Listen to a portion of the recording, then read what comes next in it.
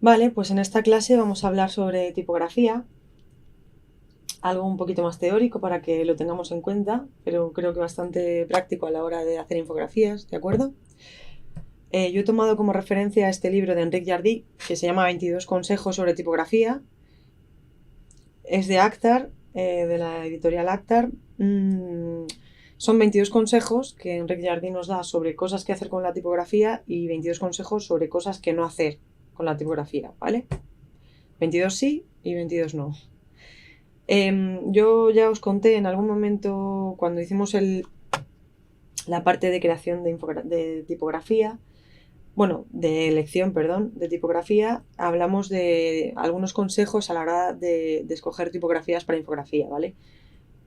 Todo este documento que os voy a pasar, que podéis encontrar en materiales para el alumno, habla de tipografía en términos generales sobre proyectos de diseño gráfico, pero es también muy aplicable a la infografía, obviamente.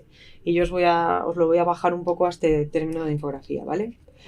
Como ya comentamos, es imprescindible escoger un par de letras. En el caso de nuestra infografía, podemos tener hasta tres, ya que, bueno, como es un cartel, digamos, un póster, pues podemos jugar con ese lettering ilustrado, esas cosas que hemos hablado, ¿vale?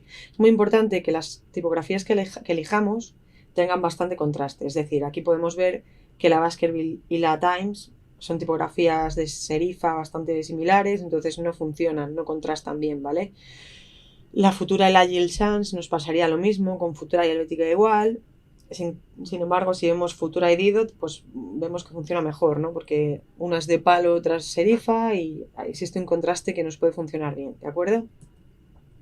Una cosa importante es que la tipografía no comunique algo que no quieres comunicar. Es decir, que si vamos a hacer una infografía, por ejemplo, científica, pues no vamos a poder meter una tipografía que sea más juguetona, más divertida, como una script, una tipografía con algún tipo de atrezo, digamos, ¿vale? O sea, esas cosas hay que tenerlas muy en cuenta. También hay que tener en cuenta el idioma en el que vamos a hacer la infografía y escoger, obviamente, una tipografía acorde a ese idioma, ¿vale? Otra cosa importante es que si vamos a jugar con dos tipografías a la vez, como en este caso, veamos si tienen, digamos, el mismo tamaño de caja. Por ejemplo, en este caso, la Futura y Didot, si las ponemos en un cuerpo 40, vemos que Didot se queda un poquito más baja, pues habría que subir el cuerpo de Didot a 44, ¿de acuerdo? Lo mismo pasaría cuando tenemos cuerpo de texto, ¿vale? Otra cosa muy importante a la hora de hacer infografía es que no se toquen, y en general proyectos gráficos, es que no se toquen demasiado los valores por defecto, ¿vale? Casi siempre como mejor funciona un texto es dejándolo como el tipógrafo lo realizó, es decir, sin tocar los valores naturales, ¿vale? Y en infografía es muy importante componer a la izquierda. Bueno, ya sabéis que no hay que tampoco obsesionarse con justificar todo el texto, porque lo natural es que el cuerpo de texto quede como con estos entrantes y estos salientes y no es algo que incomode, ¿vale? Sí que interesa que no sea algo muy exagerado, pero tampoco os preocupéis excesivamente por eso, ¿de acuerdo? Porque lo natural a la hora de leer es que esto ocurra, entonces no se ve como un defecto como tal. Sí que podemos tener, quizás si hay unos párrafos que están muy metidos en una caja de texto, como vamos a ver, ahí sí que quizás sea interesante ajustar el kerning para que funcione bien, pero por lo general cuando es texto corrido no tenemos problema, ¿vale? Hablamos también de meter una pauta, es decir, esto ya lo comentamos cuando elegimos las tipografías, elegir ciertos tamaños para titulares, subtitulares, párrafos, etcétera, ¿vale? Y bueno, todo este tipo de cosas las podéis ir leyendo lentamente. Una cosa muy interesante, por ejemplo, en nuestra infografía, es que si tenemos un título grande, si veis el interlineado, va a ser mucho más grande y va a ser más exagerado a medida que el cuerpo del texto sube. En la parte de la izquierda lo tenemos por defecto y la parte de la derecha está modificado. Es necesario modificarlo, ¿vale? Para que no haya tanto aire entre el título, entre una línea y otra del título.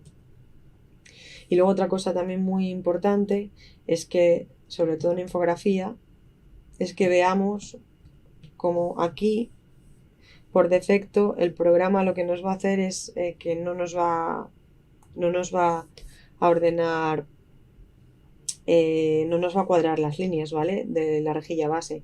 Entonces es interesante que lo ajustemos manualmente, ¿vale? Como veis aquí, ¿de acuerdo? También vamos a tener que retocar titulares, cabeceras si fuera necesario.